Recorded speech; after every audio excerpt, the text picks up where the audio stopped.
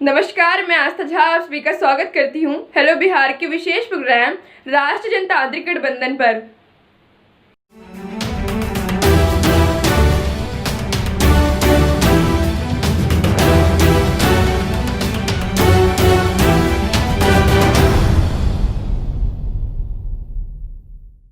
बिहार विधानसभा चुनाव 2020 के लिए एनडीए में सीटों का बंटवारा हुआ तो 243 सीटों वाली बिहार विधानसभा में जेडीयू को 122 सीटें मिली थी।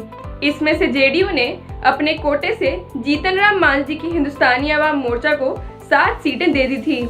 इस तरह से जेडीयू ने 115 सीटों पर चुनाव लड़ा था। बिहार विधानसभा चुनाव के नतीजे मंगलवार देर रात तक आ गए। कोरोना की वजह से वोटों की काउंटिंग की रफ्तार धीमी रही और यही वजह है कि बिहार के नतीजे आने में देरी हुई। देर रात तक आए नतीजों की वजह से अब तक बहुत से लोग उलझन में हैं कि किस पार्टी को कितनी सीटें मिली हैं। कहीं कुछ और आंकड़ा आ रहा है तो कहीं कुछ और। अगर आप भी इस तरह से कंफ्यूज हैं तो चलिए बताते हैं कि एनडीए को कितनी सीटों पर जीत मिली है। एनडीए को 125 सीटें मिली हैं, तो उसमें बीजेपी 74 सीटों पर अपनी जीत का परचम लहरा चुकी है। वहीं जेडीयू ने 43 सीटों पर अपनी जीत का परचम लहराया। हमने 4 सीटों पर और वीआईपी ने भी 4 सीटों पर अपनी जीत का परचम लहराया। चुनावी नतीजों में राष्ट्रीय जनतांत्रिक गठबंधन में बीजेपी बड़ा भाई बनकर सामने आई है। पार्टी का प्रदर्शन काफी अच्छा रहा है। बीजेपी ने 67% स्ट्राइक रेट के साथ बिहार की सियासी लड़ाई में अपना परचम लहराया है। वहीं अगर जेडीयू की बात करें तो पार्टी को महज 37% सीटों पर जीत मिली है। आपको बता दें कि जेडीयू को लोजपा ने ज्यादातर सीटों पर नुकसान पहुंचाया है। आपको बता दें कि एनडीए का नेतृत्व भारतीय जनता पार्टी करती है। इसके गठन के समय इसके 13 सदस्य थे। शरद यादव जी को इसका संयोजक बनाया गया था, किंतु उनकी पार्टी ने गठबंधन से संबंध विच्छेद कर लिया। इसके राष्ट्रीय अध्यक्ष अमित शाह जी हैं। इसके अलावा प्रधानमंत्री नरेंद्र मोदी जी लोकसभा में नेता हैं, जबकि थावरचंद गहलोत जी राज्यसभा में नेता हैं।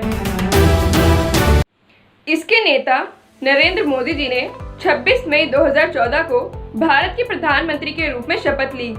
भारतीय आम चुनाव 2019 में गठबंधन ने आगे बढ़कर 45.43% के संयुक्त वोट शेयर के साथ अपनी 353 सीटों पर वृद्धि की। मई 1998 में राष्ट्रीय जनतांत्रिक गठबंधन की घोषणा हुई थी, जो उस समय गैर कांग्रेसी सरकार के गठन के निर्माण में पहला कदम था, लेकिन 1 वर्ष के भीतर ही ढह गया क्योंकि ऑल इंडिया अन्ना द्रविड़ मुनेत्र कड़गम ने अपना समर्थन वापस ले लिया। इसे और विस्तृत करने के लिए कुछ नए दलों के साथ मिलकर 1999 का लोकसभा चुनाव जीतने का नए सिरे से प्रयास किया गया।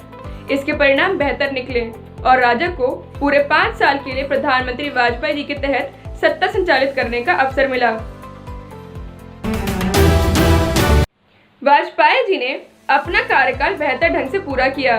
2004 के लोकसभा चुनाव जीतने की उम्मीद के साथ यह गठबंधन पुनः मैदान में उतरा, लेकिन कांग्रेस पार्टी नीत गठबंधन को अन्य गुट निरपेक्ष पार्टियों से समर्थन मिलने से इसे विपक्ष में बैठना पड़ा। हालांकि कांग्रेस और राजग की प्रमुख पार्टी भाजपा को लोकसभा में मिली सीटों की संख्या में कोई बहुत बड़ा अंतर नहीं था, लेकिन बहुमत का जुगाड़ करने में भाजपा असफल रही। भारत में राजनीतिक दलों की मूल प्रवृत्ति गठबंधन बनाने की कम और उसे तोड़ने की ज्यादा रही है। इस प्रवृत्ति को देखते हुए राष्ट्रीय जनतांत्रिक गठबंधन एक कार्यकारी बोर्ड या पोलित ब्यूरो के रूप में एक औपचारिक संरचना नहीं, अपितु यह व्यक्तिगत रूप से कुछ दलों के नेताओं की महत्वाकांक्षा को पूर्ण करने के लिए सीटों के उपचुनाव में साझा रणनीति बनाने के लिए एक समझौता जैसा लगता है।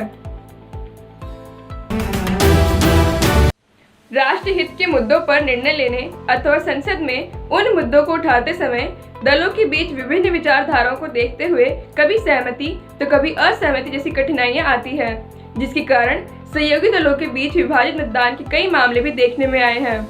इसके पहले संयोजक जॉर्ज फर्नांडिस जी के खराब स्वास्थ्य के कारण शरद यादव जी को इसका संयोजक नियुक्त किया गया था, परंतु आगे चलकर वे भी इससे अलग हो गए।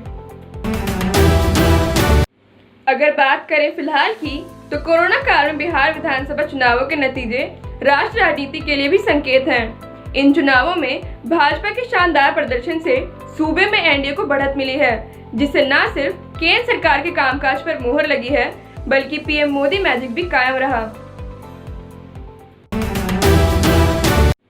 चुनाव के नतीजों से साफ है कि जेडीयू के खिलाफ सत्ता विरोधी लहर को प्रधानमंत्री नरेंद्र मोदी जी ने अपनी सभाओं के जरिए काफी हद तक कम करने में कामयाब रहे। इससे भाजपा का अपना प्रदर्शन भी बेहतर हुआ है, जबकि कोरोना संकट से उत्पन्न स्थिति, किसानों से जुड़े कानूनों तथा नागरिकता संशोधन कानून जैसे मुद्दों से भाजपा को कोई नुकसान नहीं हुआ ऐसा लगता है। राजनीति में सही समय पर दोस्तों को दुश्मन और दुश्मनों को दोस्त बनाने की कला में माहिर और करीब 15 साल से बिहार में सत्ता की कमान संभाल रहे नीतीश कुमार जी एक बार फिर बिहार में मुख्यमंत्री पद की कुर्सी पर बैठने के लिए तैयार हैं। भले ही इस बार चुनाव में जेडीयू का प्रदर्शन पहले जैसा नहीं रहा, लेकिन सियासी वक्त की नजाकत को समझने वाले नीतीश कुमार जी इस बार भी मुख्यमंत्री बनने रहने में कामयाब रहेंगे। इसी के साथ मैं आस्था झा आप सभी से विदा लेती हूँ। फिर मुलाकात होगी कुछ नई खबरों के साथ। तब तक के लिए अपना और अपने परिवार का बहुत ख्याल रखें। आशा करती हूँ आपको हमारा ये विशेष प्रोग्राम पसंद आया हो। इसे लाइक एंड शेयर जरूर करें। धन्यवाद।